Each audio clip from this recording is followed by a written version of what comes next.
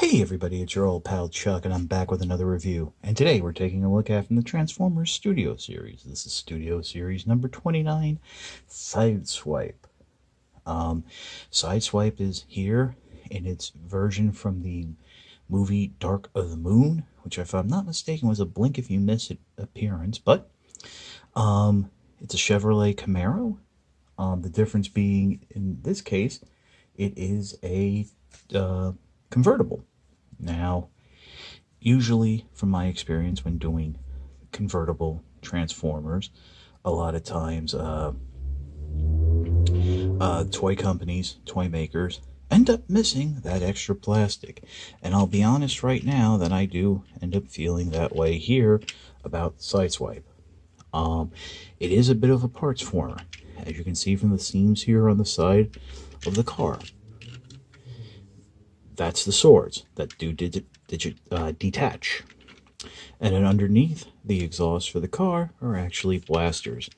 I don't think the blasters needed to be included since in the movies, and since the Studio Series is meant to represent the pinnacle of the movie design, he did not have blasters. They were added as part of the toy, a retool of one of the Darker the Moon figures with his flame torch blasters. It's a little nod to the G1 character, but they're here, what have you. The car rolls, and it's really about it to say for a vehicle mode. There is no bottom. You can actually see straight through. So we'll pause and we'll get into the transformation. I've gone ahead and adjusted the camera angle just so we can get a more room to transform the figure. Best way I can describe the transformation is fiddly. It really is what I would consider the worst aspects of the movie figures. Very precise movements, parts banging into each other, and it's just that you're transforming. You know what you're doing, but it doesn't feel like you're really doing anything. And once you get from one mode to the other, you don't really understand how you got there. But start off, you want to come in on the sides here and pop the swords off. And yes, basically, as other reviewers have mentioned, if you lose the swords, this is what your car is going to look like. So that's a bit of a downer. Next, what you want to do is come in the front here and separate these front panels and bring them down. We'll then turn over. These will be the legs. So you'll just give yourself some room to maneuver. Flip them out. The gray hinge out from the brown. Separate the silver bits around. You'll fool with them a little bit just to get to the proper position so it'll stand. Flip the inner brown part around, and then proceed to flip the wheel around. And basically what you're going to do is position it in such a way that it will close flushly. And yeah, I think that's about it there. And you can fit, and then it will actually guide you to fiddle with those silver parts. Actually, I don't think that's 100% right. I mean, there's a little bit of a touch to it. Oh yeah, you want to turn the brown in a little more, then so it'll close, and there'll be no gaps. So that's the goal there, no gaps.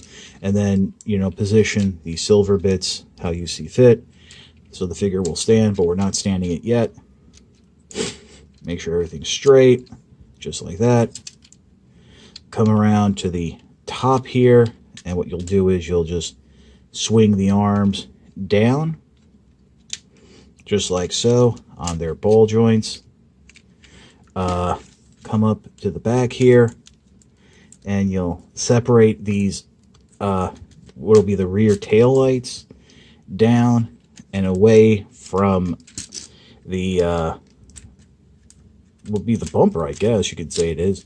And then at the same time, you'll just fold them down there's a slot right here on the chest that the tab will, that chest section will tab into, and then with these sections, there's like a little natural folding point.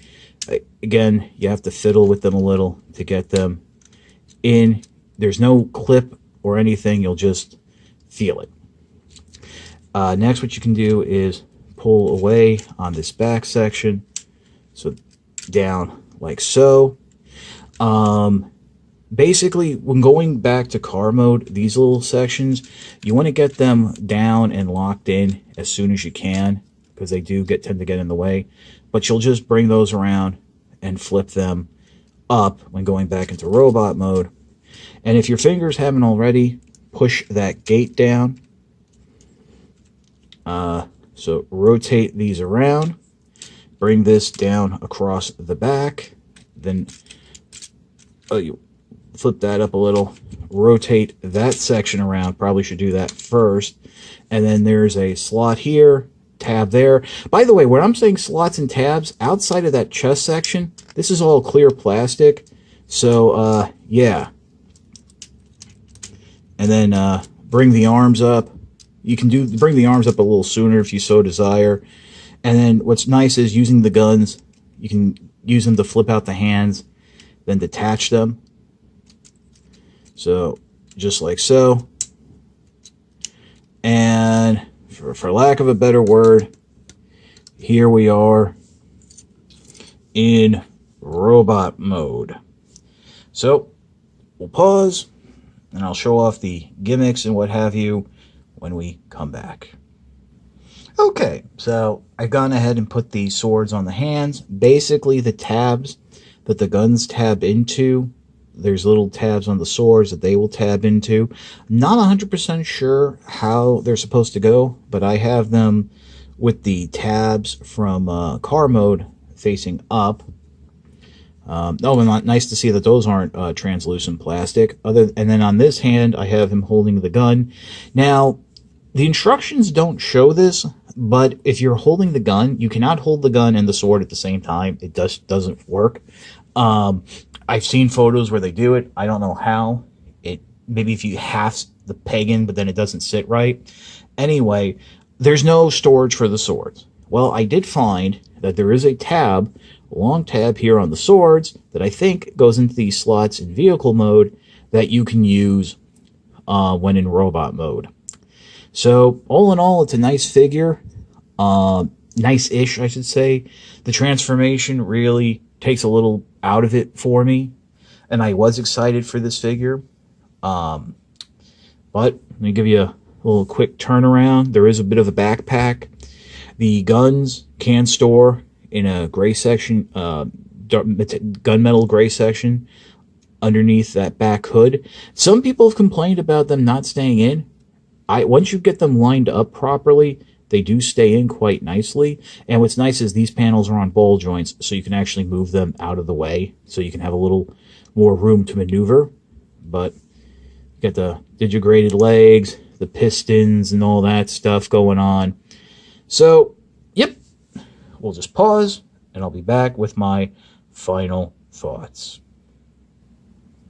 Like I said, I was excited for this figure, but the transformation and the overall end result just really took it out of me.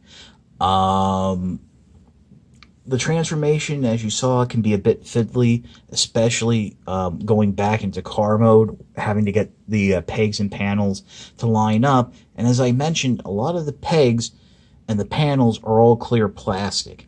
And as I've said before, it's not a matter of if, but when the plastic will break. Some people will deny that unless they've changed the plastic from the early 2000s, which I doubt. It just hasn't happened to them yet, but it will happen.